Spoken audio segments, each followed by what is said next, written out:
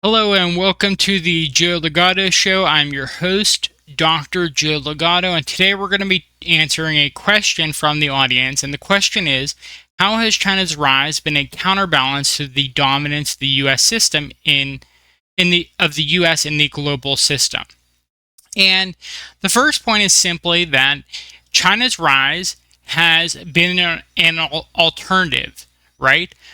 For the longest time, we thought we were at the end of history, that there would never be any alternative to the United States. And the simple fact that China is offering some alternative model, and that model allows for the individual unique development of other systems, other cultures, other countries, is a major advantage. So when the choice was between the United States and Soviet Union, yes, you had a choice, but the choice was between the American model of capitalism and democracy and the Soviet model of communism.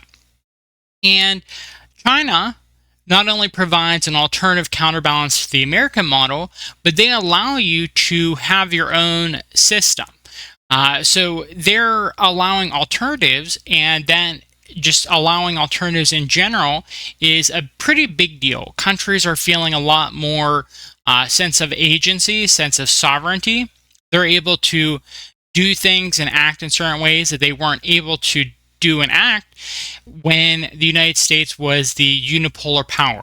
And so, how has China's rise been a counterbalance to the United States? The simple fact that they've offered some alternative model. They've offered something other than the American model has been a huge deal on the international scene. The second point I'd like to make is, how has China's rise been a counterbalance to the dominance of the U.S. in the global system? Is a financial alternative. China is providing loans and federal direct investment, foreign direct investment into other countries. They're providing resources for countries to develop on their own, and that's a huge deal because American loans and American-led international organization loans come with a lot of restrictions. They come with various moral clauses. The countries have to act in certain ways. They become beholden to these international groups. And China providing a separate financial system through which the various governments of the world can work is actually a huge deal for these countries. It allows them a lot of flexibility in terms of how they develop, because they're able to get money with either fewer strings attached or different strings attached. I would go to say that it's fewer strings attached, though America would really have you believe that it's different strings attached and it's bad strings. But I mean, objectively, it does seem like the financial loans from China have far fewer strings than the financial loans from the Western world.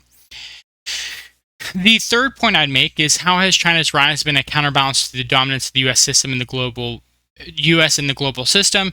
Is in terms of an infrastructure alternative. China builds things, and that's good for China in terms of allowing it expertise in terms of building buildings, building cities, building nations.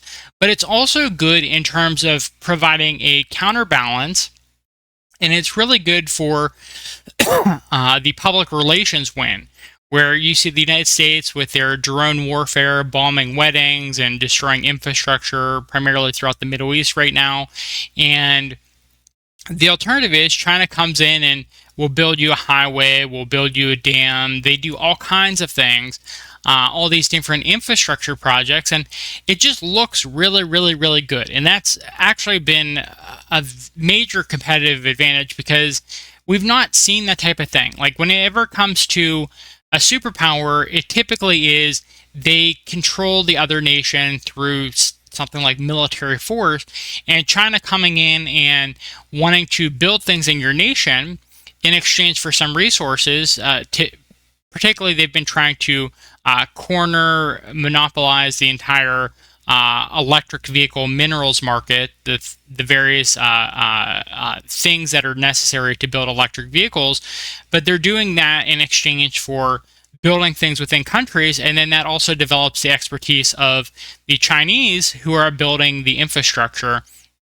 They'll have a lot of workers from within the nation, but then they'll also have managers who are Chinese managers. And so it's an interesting competitive advantage. It's an interesting counterbalance to the way the United States operates within other countries.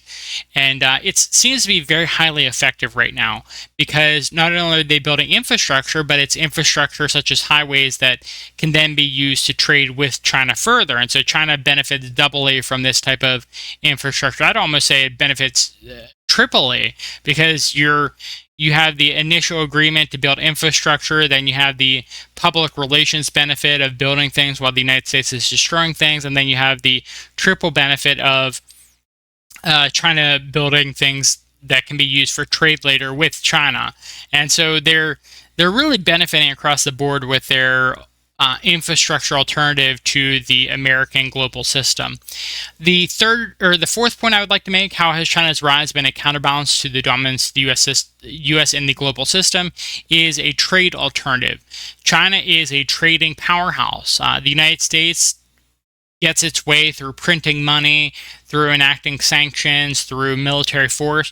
China is getting competitive advantages in every trading market possible. They're making sure that they're producing the best goods, whether it's low-tech goods, high-tech goods, whether it's extremely high-tech things like robotics, AI, things like that, automation, technologies. They're the best at trading. They have a competitive advantage just across the board.